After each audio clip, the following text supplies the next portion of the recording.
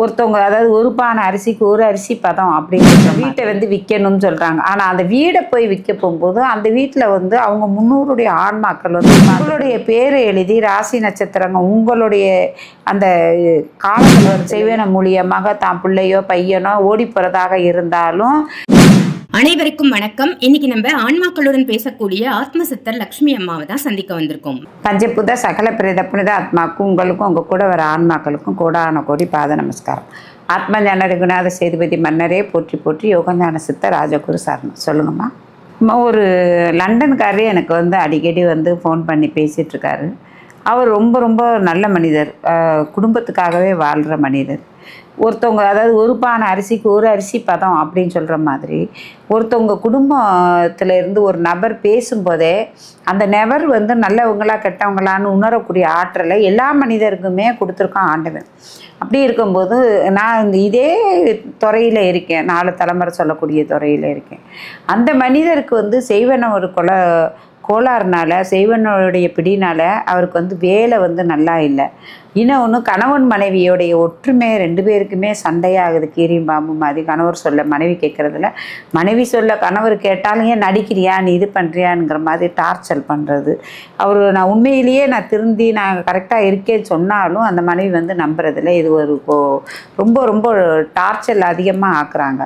அப்போ சரி நம்ம மனைவி என்ன சொல்கிறாங்கன்னு கேட்போன்னு பார்த்தா அந்த வீட்டை வந்து விற்கணும்னு சொல்கிறாங்க. ஆனால் அந்த வீடை போய் விற்க போகும்போது அந்த வீட்டில் வந்து அவங்க முன்னோருடைய ஆன்மாக்கள் வந்து உட்காந்துக்கிறது. ஏன் உட்காந்துருக்கு அப்படின்னு கேட்டால் ஆன்மானால் வந்து எதுவுமே சம்பாதிக்க முடியாமையே வீடு சொத்து பத்து வாங்க முடியாமே இறந்துருப்பாங்க. அதே மாதிரி அப்பாவுடைய வழியிலையும் வீடு சொத்து வாங்காமையே அந்த ஒரு ஆதங்கம் இருக்கும். அந்த நமக்கு வீடு வாங்க முடியலையே வைக்க முடியலையேன்னு ஒரு ஏக்கத்தோடையே அவங்க உயிர் இழந்திருப்பாங்க. அப்போ தன்னுடைய வலிவம்சத்தில் தான் மயனோ மகளோ இல்லை சொந்த பந்தம் அண்ணன் தம்பி இப்படி இந்த ரத்த சம்மந்தப்பட்டவங்க யாராவது ஒருத்தவங்க வீடு வாங்கி அவங்க வசிக்கிறாங்கன்னா இந்த ஆன்மா போய் குடியேறிடும். அதனால தான் இந்த கட்டின வீடுலாம் வந்து அவங்கள பூச முடியாமல் போயிடும். அதே மாதிரி கட்டின வீட்டில் போய் இவங்க குடியேற முடியாமல் போயிடும்.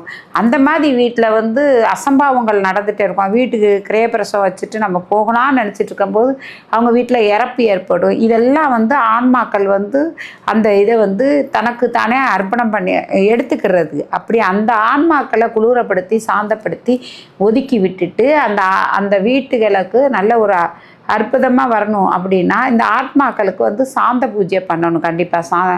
அதான் திலக ஹோமம் சொல்லக்கூடியது. இந்த ஆன்மாக்களை சாந்த பூஜை பண்ணதுக்கப்புறம் தான் அந்த வீட்டுக்குள்ளேயே போக முடியும்.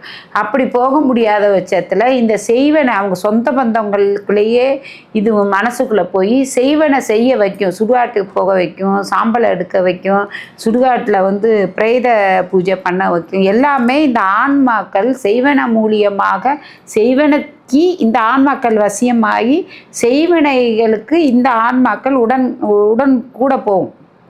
அந்த செய்வனைக்கு இதுகளே ஒத்து உழைக்கும். அதுக்கு காரணமே இந்த ஆன்மாக்கள் வந்து இதோடைய தேவையை பூர்த்தி பண்ணுறதுக்கு தான் பிள்ளையவே பலி கொடுக்குற மாதிரி தன்னுடைய சொந்த ரத்தத்தில் உள்ளவங்களையே கஷ்டப்படுத்தும். ஒரு சில ஆன்மாக்கள் தான், எல்லா ஆன்மாக்களும் அப்படி பண்ணாது. அதையும் முக்கியமாக இந்த அகால மரணம் அடைகிறவங்க, சூசைட் பண்ணி இந்த தூக்கு போடுறவங்க, மாத்திரை குடித்து மருந்து குடிச்சிட்டு சாகுறவங்க, வண்டி விபத்தில் சாகுறவங்க, தீ கொளுத்திட்டு சாகுறவங்க, இந்த மாதிரி ஆன்மாக்களாக வந்து அவங்களுக்காகவே அவங்க குடும்பத்தை பழி வாங்கக்கூடிய ஆற்றல் உண்டதாக இருக்கும். அப்படி அதுக்கு அந்த சக்தி பத்தலை அப்படிங்கும்போது அவங்க சொந்த பந்தத்தில் யாராவது செய்வனை செய்யும்போது இந்த ஆத்மாக்கள் அங்கே போய் அந்த செய்வனையே கூட கலந்து இதோடைய சக்தியை உபயோகப்படுத்தி தான் சொந்த குடும்பத்தையே இந்த ஆன்மாக்கள் அழிக்கும். ஆனால் அதை சொன்னால் யாராவது சொல்லுவாங்களா, தான் பிள்ளை கண்ணில் கை குத்தாதுன்னு தான் சொல்லுவாங்க. ஆனால் குத்துங்கிறது தான் என்னுடைய உண்மையான கருத்தும் கூட. இது ஆரம்பத்திலேயே என்ன ஆகும்னா அவங்களுக்கு வந்து வேலை இல்லாமல் போகும். 2வது கணவன் மனைவி சந்தோஷம் இருக்கு இல்லையா, அதை பிரிய வச்சு தனித்தனி கட்டிலாக படுக்க ஏன் தாய் தகப்ப அண்ணன் தம்பிகளை கூட பிரித்து வைக்கும். அதுக்கப்புறம் கடன் தேவையில்லாமல் கடனுக்குள்ளே போய் இன்வால்வ் ஆகி அந்த கடனை அடைக்க முடியாமல் துன்பத்தில் இது பண்ணுவாங்க. சொந்த பந்தங்களில் சும்மா நடந்து போகிறவன் எவனோ வந்து சண்டையை பிடிச்சி அவங்கள போலீஸ் ஸ்டேஷன் கோர்ட்டு வரையும் இழுத்துட்டு போவாங்க. இதெல்லாம் ஆன்மாக்கள் செய்கிறது. இதெல்லாம் வந்து நீங்கள் வந்து சரி பண்ணணும் அப்படின்னு செஞ்சீங்கன்னா ஒரே ஒரு விஷயம் நல்லா கேளுங்க. வெள்ளி தகடுன்னு ஒன்று விற்கிது, இல்லைன்னா செம்பு தகடுன்னு ஒன்று விற்கிது. அந்த செம்பு தகடை வாங்கி உங்களுடைய பேரை எழுதி ராசி நட்சத்திரங்க உங்களுடைய அந்த காலங்கள் வருது இல்லையா, உங்களுடைய மாதங்களில் ஒரு நட்சத்திரம் வரும், உங்களுடைய சொந்த நட்சத்திரம் வரும். அந்த நாளில் எழுதி அந்த உங்கள் பேர்களை எழுதி உங்களுடைய தலைமாட்டு கீழே அந்த கட்டிலு கீழே வச்சுக்கிறணும்.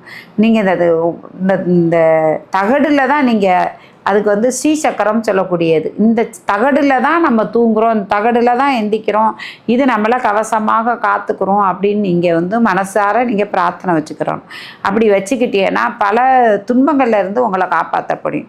இன்னொரு விஷயம் எப்படின்னா, உங்கள் மையன் வந்து உங்கள் மையனோ மகளோ இன்னொருத்தையை நேசிச்சுட்டு போகிறாங்க வைக்கிறாங்க அப்படின்னா, செய்வன மூலியமாக உங்கள் குடும்பத்தை மறந்து அவங்கள அங்கே போகிறாங்க அப்படின்னா, நீங்கள் ஒத்த பனைமரத்தோடைய குருத்துனா பனை ஓலை, அதை எடுத்துகிட்டு வந்து காக்கையோடைய இறகை எடுத்து பனைமரத்தோடைய அந்த இதில் ஒரு ஆணி கொஞ்சம் லைட்டாக ஒரு ஆணியில் ஊசி எதையாவது நீங்கள் பண்ணிக்கிறலாம்.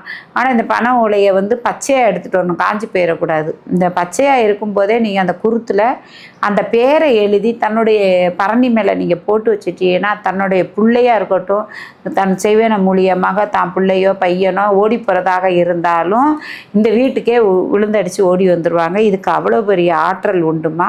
இது செய்வனையை முறியடிக்கிறதுல ஒரு விதமானது. அதே மாதிரி தொழில் உங்களுக்கு நல்லா இல்லை அப்படின்னு சொன்னீங்கன்னா, கண்டிப்பாக நீங்கள் என்ன பண்ணுறீங்க, ஒரு தேங்காவில் வந்து காஞ்ச தேங்காய்ன்னு சொல்லுவாங்க, கொப்பரை தேங்காய். அந்த கொப்பரை தேங்காவை எடுத்துக்கிட்டு அந்த கொப்பரை தேங்காயில் வந்து அரகஜா, புனுகு, சவாது பேஸ்ட்டு இது மூணையும் கலந்து அதில் வந்து கிராம்பை வந்து நல்லா நனைச்சி அதில் கொஞ்சம் நெய்யை ஊற்றி கற்பூரத்தை வச்சு எரிக்கணும். இப்படி எரித்து அதை வந்து நெத்தியில் திலகமிட்டு போனீங்கன்னாக்கும் உங்களுக்கு இந்த செய்வன உங்களுக்கு உங்கள் குடும்பத்துக்கு தொழில் ரீதியாக செய்யப்பட்ட அந்த இதை தடை போட்டு உங்கள் வெற்றியை தரக்கூடிய ஆற்றல் கிடைக்கும்.